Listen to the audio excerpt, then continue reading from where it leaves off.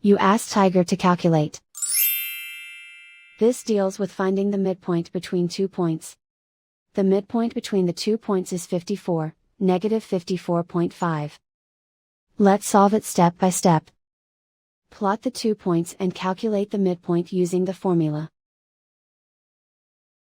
The coordinates of point 1 are, x1 equals 58, y1 equals negative 98. The coordinates of point 2 are, x2 equals 50, y2 equals negative 11. PM represents the midpoint of the 2 points.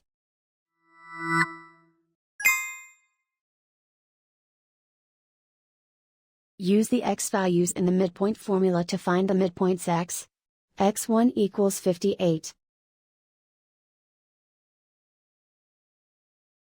x2 equals 50.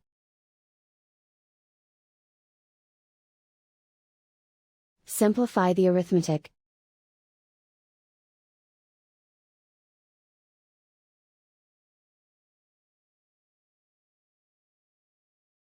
Use the y values in the midpoint formula to find the midpoints y. y1 equals negative 98. y2 equals negative 11. Simplify the arithmetic.